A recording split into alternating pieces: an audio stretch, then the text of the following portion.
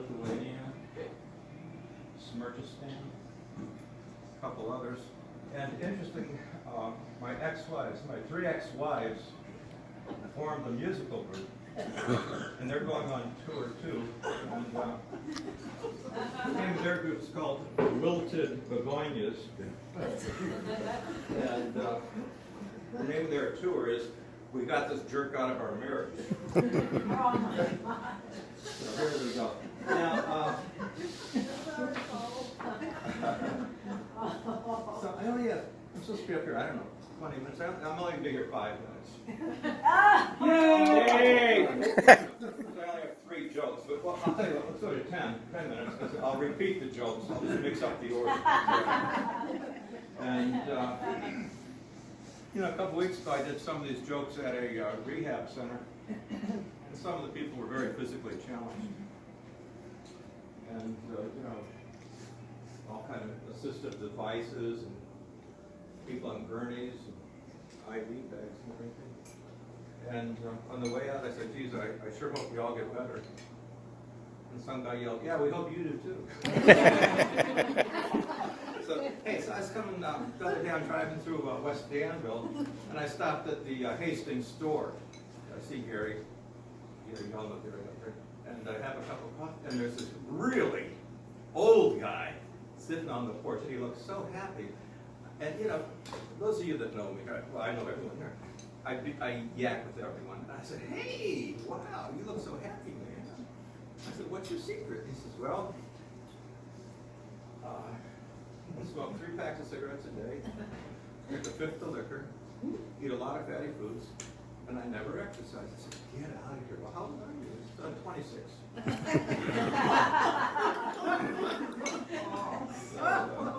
Hey, which reminds me, what's the very last thing you hear a redneck say before he dies? Hey, y'all, watch this. All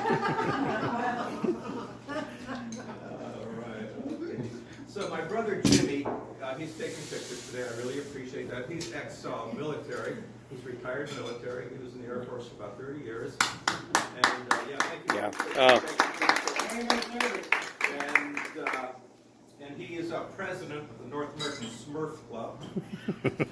And his friend Robert here is retired also. And he has an alarm company. Thank you for the wonderful introduction. I appreciate it. Very kind, was from the heart. And he has the largest collection of Mutant Ninja Turtle action figures in the state of Vermont. Big hand for Robert. So, you know, chickens. That's all I hear. Chickens. And how many of you really like Susan's presentation about chickens? And it's just fascinating, learning how she started and everything like that. And so I said to Ralph on the way out the other day, I said, I can't believe she got into it so early. And Ralph said, oh, you didn't believe that malarkey, did you? I said, what? He said, let me tell you the real story about Susan and the chickens. And he says, look, Paul, first of all, this girl's no picnic, number one. And when she was in middle school, she wanted to hang around with the cool kids. And so she went to the swimming club. She wanted to join the swim team. And she was in the pool, and she kind of sunk on the rock. They said, oh, she's a liability. We're going to get her out of here. So then she went to the band. And last instrument they had was the tuba. And so she tried it, but back then she was about this tall. And she had these little skinny lips, so she couldn't play that. In fact, she got in the middle of it, then she tripped on it, getting out, and so not going to listen. Yeah, she was compelled to get the group, hang around with the kids.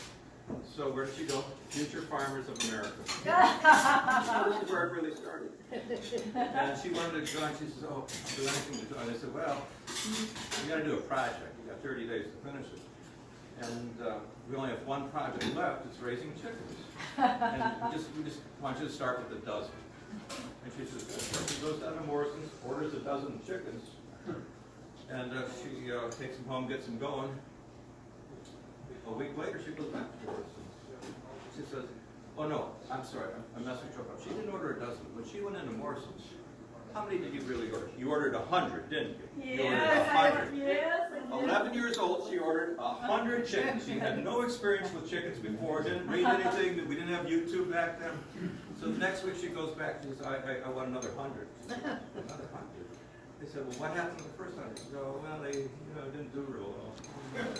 And so sure enough, the next week she goes back, and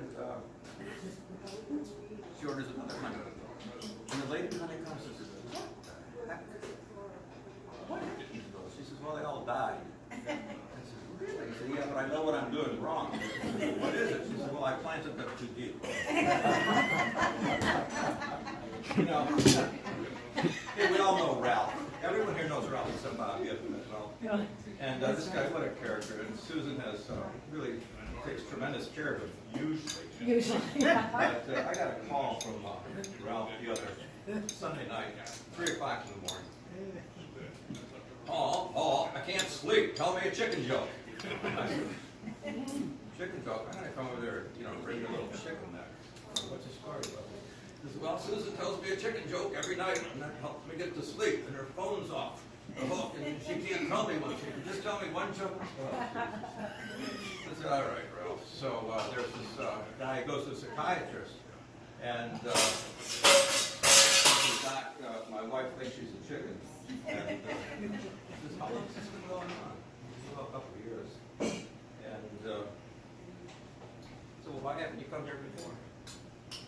You should have been here 2 years ago. He said, well, we needed the eggs. I'm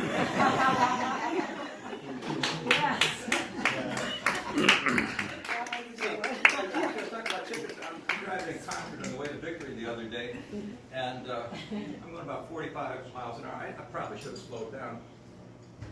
But I look out my window on the right, and there's a 3-legged chicken running right next to the car. 45 miles an hour. I said, get out of here. I said, oh, this can't be happening. So I stepped on the gas to about 60 miles an hour. And that chicken is going like crazy, Winona. And I said, no, this is not right. I step on the gas again, 75 miles an hour. That chicken is still running.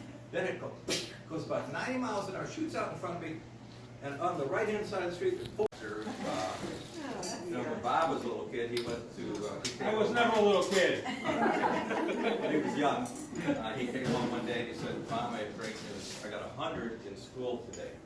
She said, oh, little Bobby, I'm so happy. I'm so proud of you. What'd you get 100 in? He says, well, 60 in science and 40 in math. Oh, my God. So, let me see, when Robert was a little kid, his teacher noticed that she assigned this exercise. Everyone had to write an essay about their pet dog. You do remember that, I'm sure. And so she gets Robert's essay,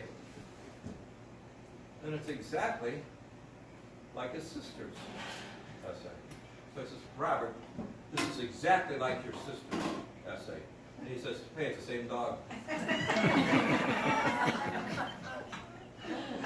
Oh, my God. So at the dinner table one night, John's mom said to him, hey, John, can you say a little prayer for us at supper today? He says, okay. He goes, dear God, bless our food, and please send clothes to all the naked ladies on Dad's computer. Oh, my God. Hey, did anyone see that new business in St. Jay, brand new veterinarian, across from White's with the red sign? Oh, they're not, yeah, they opened the place today. They opened Monday. Does anyone know that? Well, it's not just a veterinarian, it's a veterinarian and a taxidermist. So, no matter what happens, you get your dog back. Oh, God. Okay. Hey, so it's time for a door prize here.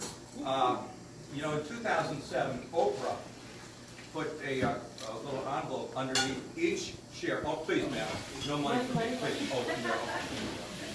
And Oprah put this envelope under each chair, and she gave each person in the audience a 2007 brand new Buick Regal. Ricky, you remember that? Okay. I got one. And we decided to do something like that today. Would you kind of put your hand underneath your chair, see if there's any envelopes down there? I don't know how many we have today. There are prices. Or made New Year's resolutions, things they want to do, things they want to get, things they want to create during the year. They put pictures up and everything like that. Anyone ever done that? Anyone think about the future? Oh my God. Anybody else? Oh, just the two? Okay.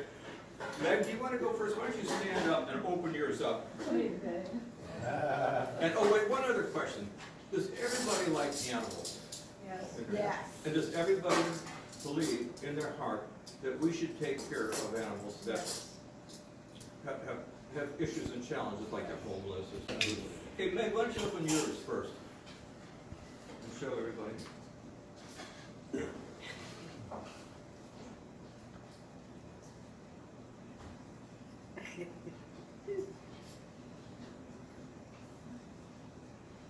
Oh. She won a picture of a cruise ship. Yes. You go, Bill. You got dreams of boy Irish. That's it. And how you, Connie, why don't you stand up and open yours? This is exciting. That's my favorite. Oh. The cruise ship. Oh, well, this I think is a different prize, but you're gonna have fun with this one. Oh. 9 Doberman puppies. Yeah, Jimmy, put them in her car. Yeah. Hey, did anybody? Connie and Meg, you're both really good sports. Yeah. You go, Connie. So happy for you. Oh, they got to be trained a little bit. Yeah. Hey, so did anybody read that article about the lady in Winooski that they had a car in the garage had been parked again, and they found a McDonald's bag in the back seat? Anybody read that? Oh, and there was a receipt in it, and there was some pancakes in there from 2014. They were 9 years old. They took them out. They were perfect. They microwaved them about 45 seconds with butter and syrup on. I mean, it makes you wonder what they put in there. In fact, I had this hamburger from 2007.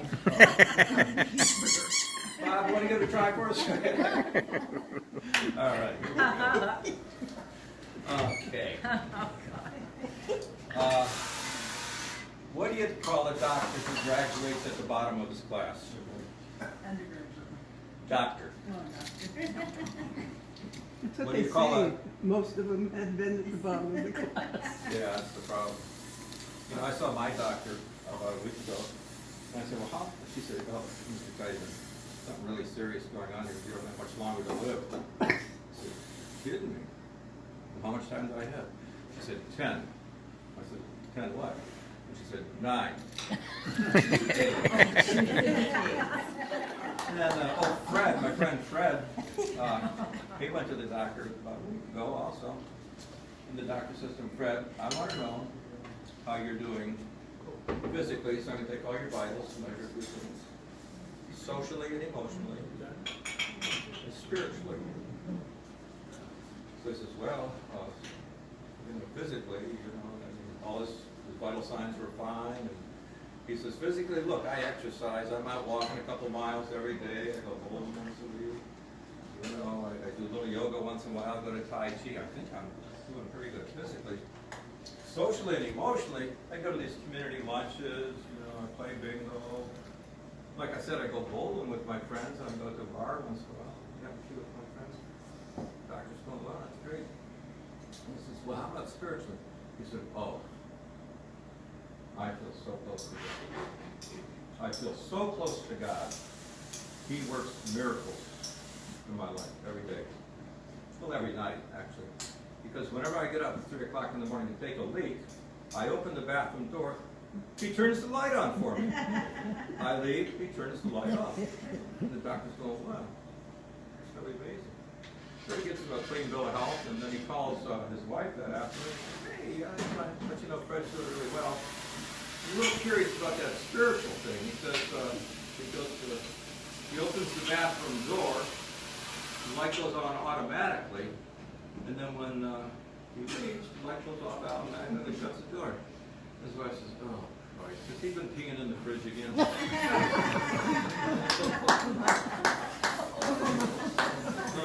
God. Hey, Jean really thought it. Hey, Jean, I have to mention something about Jean. She went to an eye doctor about 6 weeks ago. And, you know, you see the nurse first, so Jean went in there. And she's seeing all these spots in front of her eyes. And the nurse says, oh, why are you here? She says, well, I see spots in front of my eyes. Oh, have you seen a doctor? She says, no, I just see spots. Doctor, I'm shrinking. Just be a little patient. Think about it. Oh, gosh. Oh my God. Guy goes to a hospital after cutting all his fingers off with a chainsaw. Goes to the ER. Doctor goes, prepare for microsurgery. Rush him in there. All his tools, a couple nurses, assistants. Give me your fingers. The doctor says, I couldn't pick them up.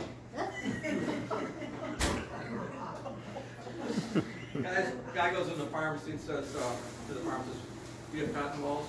And the pharmacist says, it's just a joke. Doctor, my wife is having contractions. They're 2 minutes apart. Is this her first child? No, it's her husband. Guy goes to the psychiatrist and says, oh, doc, I got a problem. I ate dog food. I walk on all fours. I bark all night long. I got a problem. Doctor says, why don't you lie on the couch and we'll talk about it? I'm not allowed on the couch. Doug walks to a bar.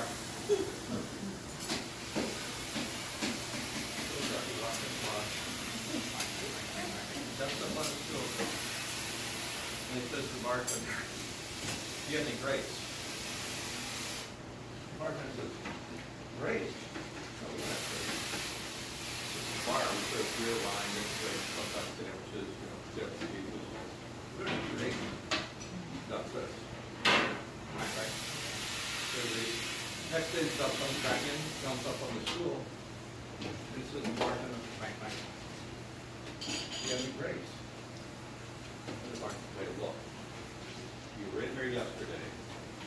I explained, we don't have any grapes. I'm busy. This is your opinion. If you come in again, I'm going to nail that little beak of yours and your webbed feet to the floor. And so it's up there. He leaves. Next day, Doug comes back. He jumps up on a stool. The bartender looks at him and says, what do you want? Doug says, got any nails? The bartender says, nails? You don't have any nails. Good. Got any grapes? Yeah, I think it's time for door prizes now. And here, this is a bag of some very interesting prizes here. Connie and Jean have some. I'm going to pull a number for us, Connie, and I want you to look at your tickets. And Just read them. read it and pull one. Could you read the last three numbers on it?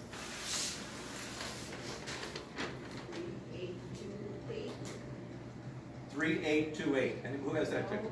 3828. Oh, okay. All right. Well, you get a prize. Why don't you just come on up here, Oh my please? God! Yeah. Is it a chicken? Or is it a duck? I got a napkin. What is it? I can't. Napkin. Oh, that I need that for later. Okay, yeah, those are napkins. You're right. Oh, this is a going. Yeah, okay, try it again. Oh, boy. Now there's a box, there's a jar. Let's see. Okay, I found something. A jar. Open it up and see what's inside of it. Oh, it's a jar of. Probably gonna spray. No, nothing. No. There you go. There's a little note in there. What does it say? It says it's a New Yorker. No, the other side. Oh, the other side. Oh my gosh. A pint of Robert's ice cream. Yeah! And this isn't just the regular premium, it's the super premium that we made today. Big hand for the Queen of Chickens. Yes! Yeah.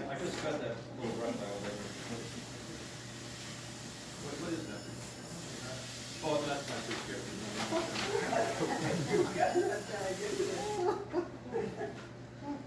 Yes, it was in there.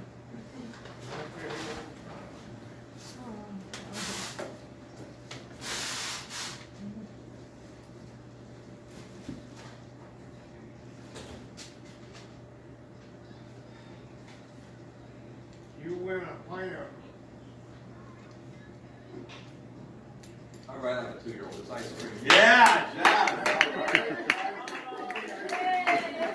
Connie, will you pick another number for us? The last 2 or 3 digits.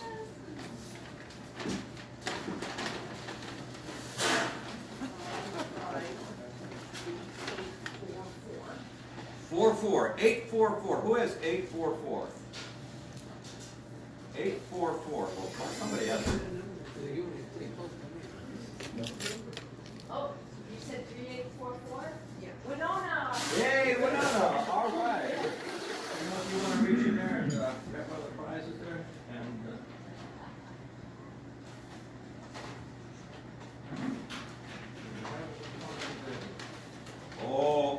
this is something that can be used in a lot of social situations, and you'll really make new friends with something like this.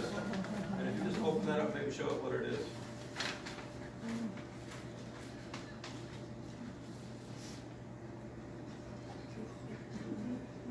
A whoopee cushion! Yay!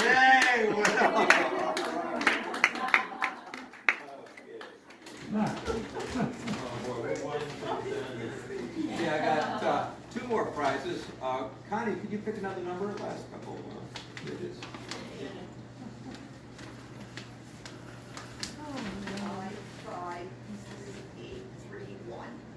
3-1. 3-1. Who has 3-1?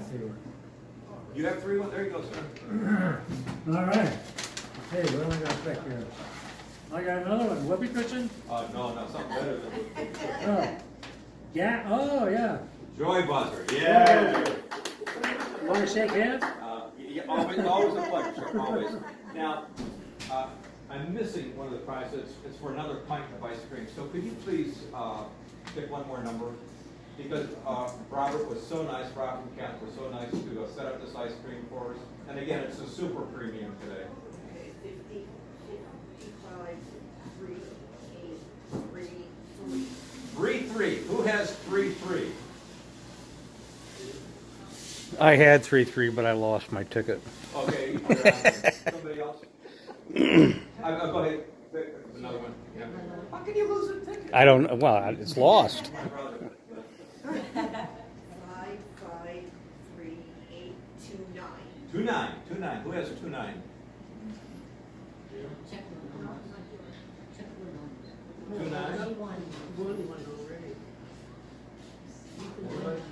You don't have.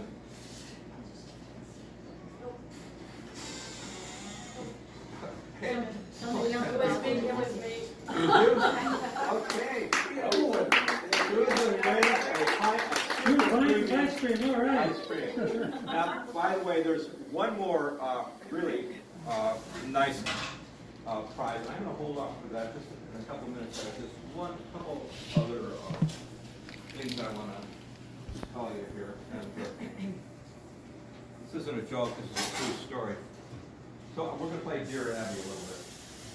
Okay? I'm going to tell you something about myself, and I want you to think, is this a problem? Is this a problem this guy has, or is it just, no, but please, allow me to tell you some context after I tell you what the problem is. Okay? I'm attracted to older women. And it started my first marriage. My first marriage, she was much older than me. How much older? Well, she was 15, I was 11. And, so our dates when we go out on the weekend, she'd go to the mall with her girlfriends, and then she would leave me at Chuck E. Cheese, and I'd play in the bouncy house and in the ball pit. And we moved to New Hampshire back in the 60s, and Meldrum Thompson, the governor, the right-wing governor at the time, annulled our marriage because we were so young. And my wife, Ellen, had just turned 16. It was really unfortunate because I needed her to ride to school. Okay. And so anyhow, my last wife, Pam, I love this woman so much. I love this crazy woman. And, you know, I made a little mistake. I think I kind of really put her on a pedestal. I couldn't help her nuts for this woman.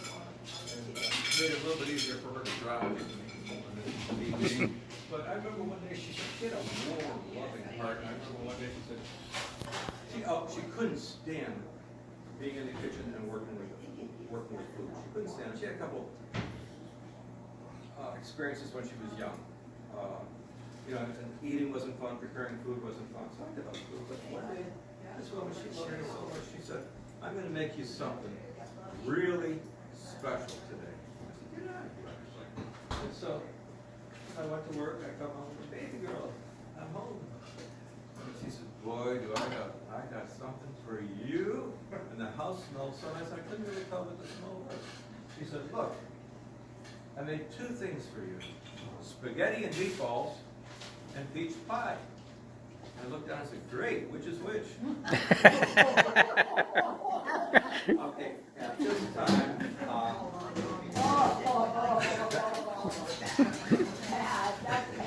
yeah, you laughed the most too. So,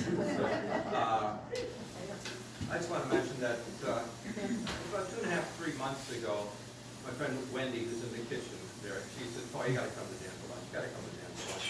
I did not know that this was a Michelin 3-star chef here. The food was exquisite, but the people were even nicer.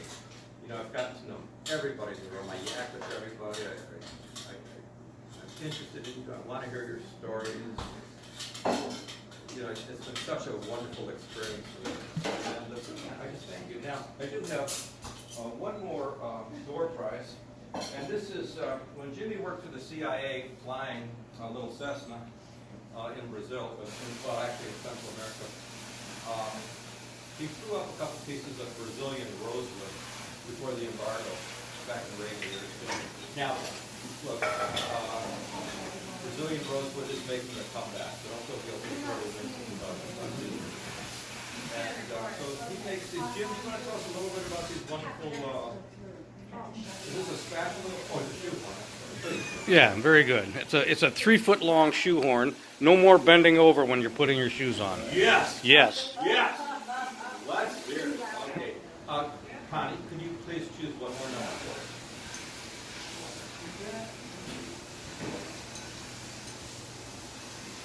Five, 3, 8, 3, 4. 3, 4. Hey! I can't believe this. Michaela. I have to give it to someone else because she has one. Okay.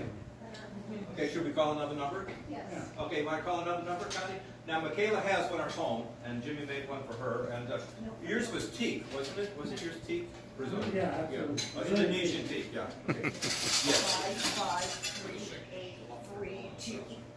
3, 2. I think that's Michaela also. 3, 2. 3, 2. Who is 3, 2? Oh.